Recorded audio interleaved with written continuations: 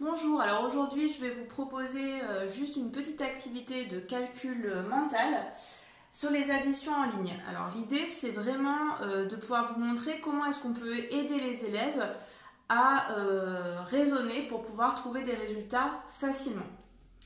Donc une addition en ligne c'est par exemple 47 plus 34 et on demande à l'enfant de trouver le résultat. Donc il y a des élèves qui sauront faire ça très bien. Si vous voyez que vos élèves ou vos enfants le font sans aucun problème, ça ne sert à rien d'aller chercher comment est-ce qu'ils font, c'est qu'ils ont une stratégie qui leur convient et c'est très bien. Pour ceux qui ont plus de mal, on va essayer de les guider par un questionnement. Donc en fait, je vais vous montrer plusieurs techniques pour pouvoir résoudre ça facilement dans sa tête. Après, ce sera à votre enfant de trouver la meilleure façon de procéder, celle qui lui convient. Donc, par exemple, si j'ai 47 plus 34, pour conduire les enfants, on va pouvoir leur montrer ce premier chiffre-là. On leur dit 47, là tu commences par les dizaines. Donc ce 4 là, ça veut dire quoi? C'est 40. Donc 40. Il va falloir que tu rajoutes ce 3 là, c'est le 30 de 34. Donc tu vas faire 40 plus 30.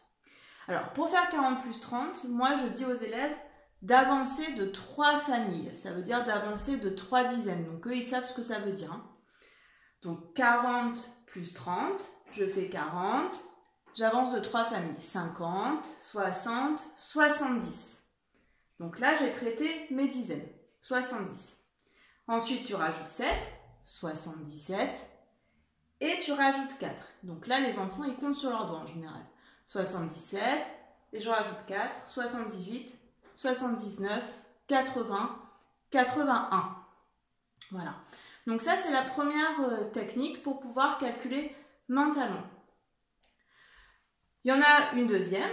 On peut partir de 47, c'est-à-dire du nombre complet. 47. Je rajoute 30. Donc, j'avance encore de 3 familles. Donc, 47, 57, 67, 77. Et ensuite, je rajoute mes 4. 78, 79, 80, 81. J'arrive à mon résultat. Voilà, ça c'est pour des enfants qui se débrouillent normalement en CE1. C'est à peu près ces stratégies-là qu'ils mettent en place. Alors, il y a des enfants qui passent par les chiffres un peu comme on le ferait sur une addition posée. C'est-à-dire que dans leur tête, ils font les unités. Donc 7 plus 4, ils voient que ça fait 11.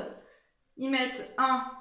Ils écrivent 1 unité, ils retiennent une dizaine dans leur tête et ils les rajoutent sur les dizaines ici. Donc ça ferait 8 dizaines.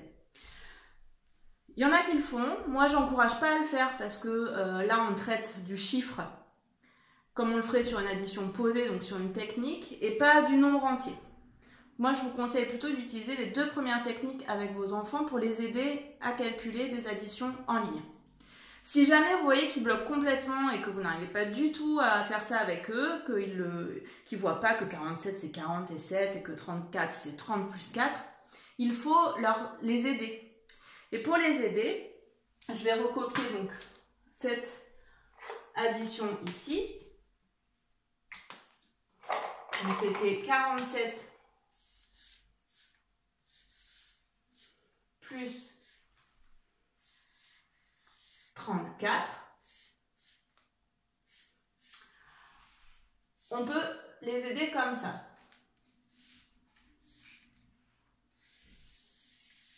Vous allez comprendre ce que je suis en train de fabriquer. Pourquoi est-ce que je fais des petites lunettes? Vous allez voir ça tout de suite.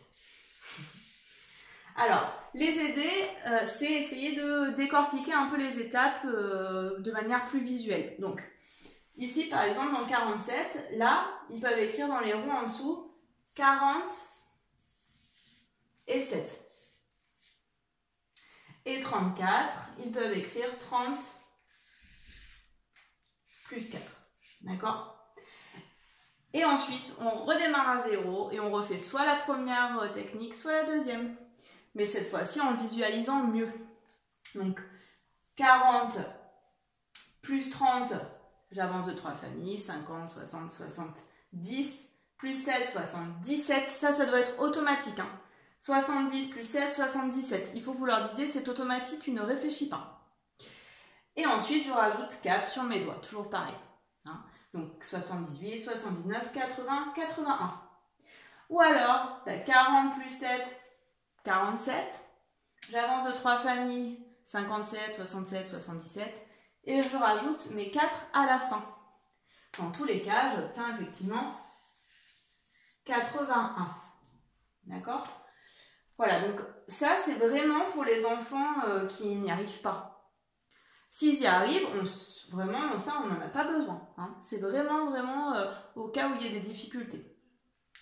Donc l'idée, c'est vraiment de conduire les élèves dans leur raisonnement pour qu'ils travaillent vraiment sur les nombres. Hein.